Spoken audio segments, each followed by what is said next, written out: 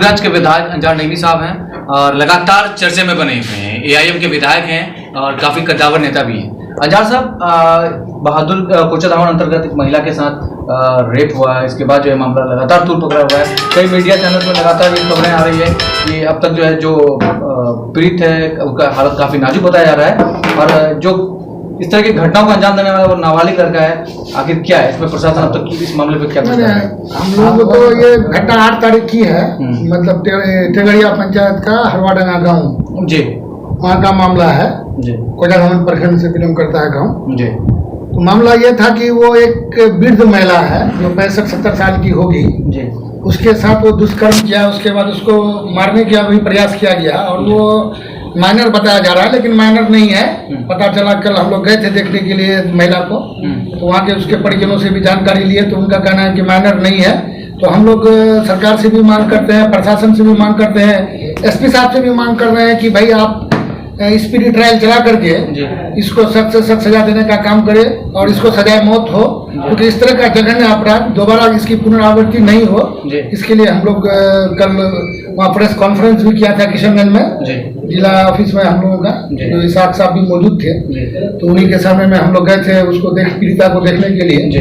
तो वो 2-4 दिन में शायद रिकवर हो जाएगी। गला दबाने का काम किया था। तो वही हम लोग चाह रहे हैं कि इस तरह का घटना की पुनरावृत्ति नहीं हो, तो इसलिए इसको सख्त सजा मिले और इसको स्पीडी ट्रायल में इस केस को चलाया जाए।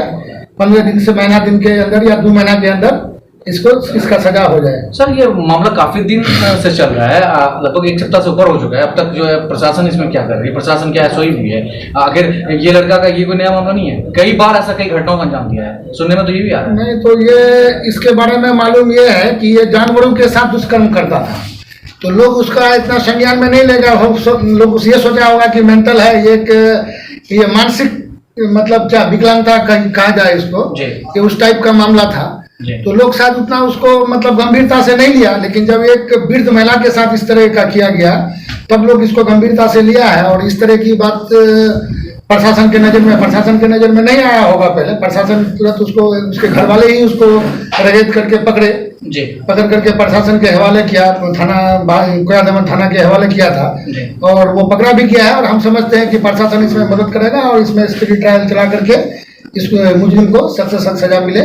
और सर, मेरा एक सवाल और है कि असदुद्दीन ओवैसी साहब ने ट्वीट करके जानकारी दी है कि खिड़की चोर दरवाजे से खिड़की की ओर क्रॉस करके शायद एफआईआर हो जाए, ऐसा लोगों को डर। जातीय जनगणना तक की जहां तक बात थी, अब मामला कुछ और आ रहा है। क्या रहेगा सर आपके प्रति? क्योंकि आप लोगों ने जब वोट की इलेक्शन के दरमियान में आप लोगों ने कहा था कि एनआरसी और एनपीआर लागू होगा, इसको होने नहीं देंगे, धरना पर बैठेंगे, जहां तक जाना पड़े जाएंगे और जनता आपके साथ रहेगी। आखिर अब क्या करेंगे सर अगर ऐसा हुआ तो?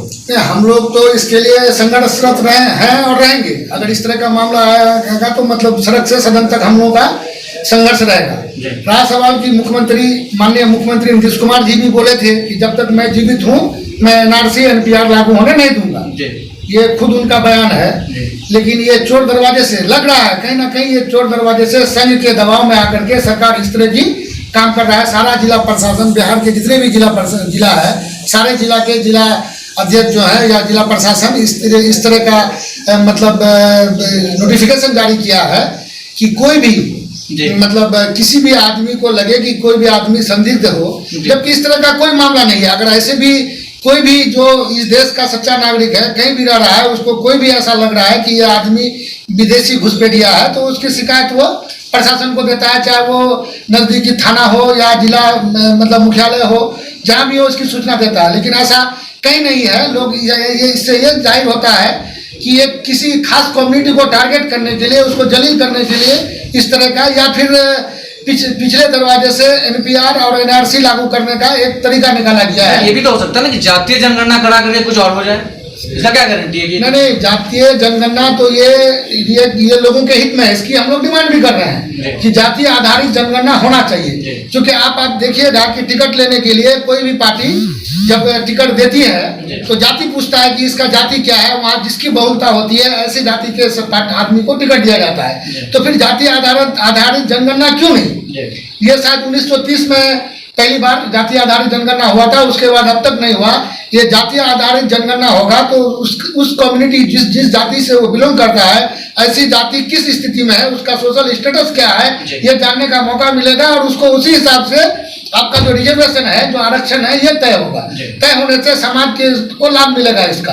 इसलिए हम लोग भी चाह रहे हैं कि जातीय आधारित जनगणना हो। इसलिए डर यही ना है कि जातीय जनगणना हो रहा है, साथ साथ में अगर हो नहीं रहा है ना, जाना तो है सर, होना तो है।